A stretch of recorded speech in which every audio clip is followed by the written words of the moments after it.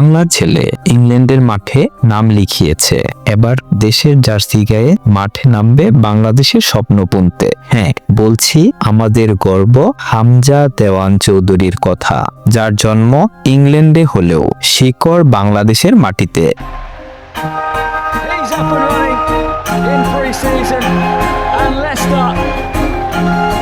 হামজা চৌধুরী নামটা এখন কেবল লেস্টার সিটির নয়, এটা এখন বাংলাদেশের স্বপ্ন, বাংলাদেশের গর্ব।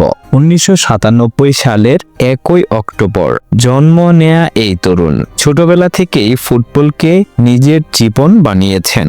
শৈশবেই যোগ দেন লেস্টার সিটির একাডেমিতে, সেখান থেকেই শুরু হয় তার উত্থান। 2017 সালে লেস্টারের হয়ে প্রিমিয়ার লিগে অভিষেক, তারপর একে একে বড় বড় ম্যাচে নিজের দক্ষতার প্রমাণ দেন। ডিফেন্সিভ মিডফিল্ডে তার দৃঢ়তা, শান্ত মস্তিষ্ক আর অসাধারণ বল কন্ট্রোল তাকে বানিয়ে দিয়েছে আলাদা একজন খেলোয়াড়।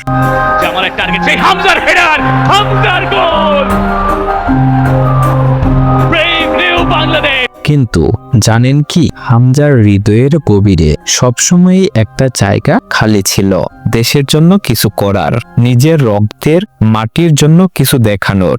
অনেকে বলেছিল সে তো ইংল্যান্ডে জন্মেছে, ও বাংলাদেশ নিয়ে ভাববে কেন, কিন্তু হামজা প্রমাণ করেছে রক্তের টান কখনো মোছা যায় না, যেখানেই থাকো শিকড় তো বাংলাদেশেই।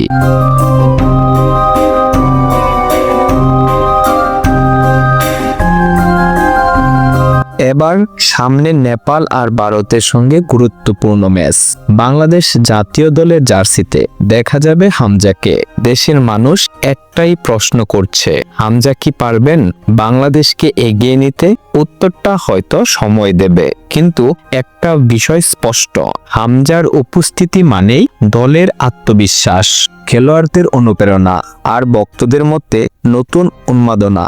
বাংলাদেশ ফুটবল বহু বছর ধরে খুঁজছে একজন লিডার, যে শুধু বল পায়ে নয়, হৃদয়ে দেশকে বয়ে বেড়াবে। হামজা সেই আশার আলো।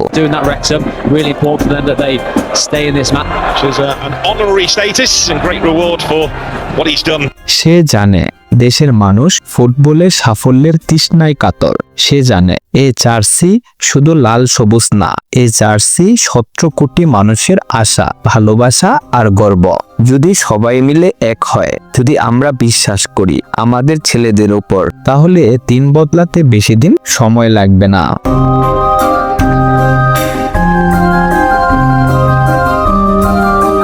এই নেপাল ভারত সিরিজ শুধু ফুটবলের ম্যাচ নয়, এটা এক নতুন যাত্রা, নতুন বিশ্বাসের শুরু।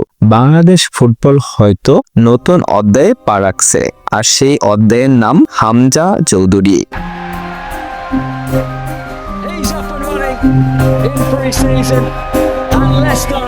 আর আপনি যদি বিশ্বাস করেন বাংলাদেশ পারবে, তাহলে নিচে কমেন্টে লিখুন বাংলাদেশ জিতবেই।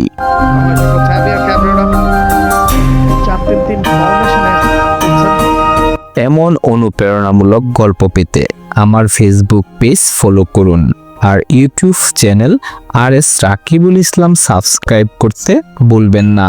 আপনাদের ভালোবাসাই আমার অনুপ্রেরণা।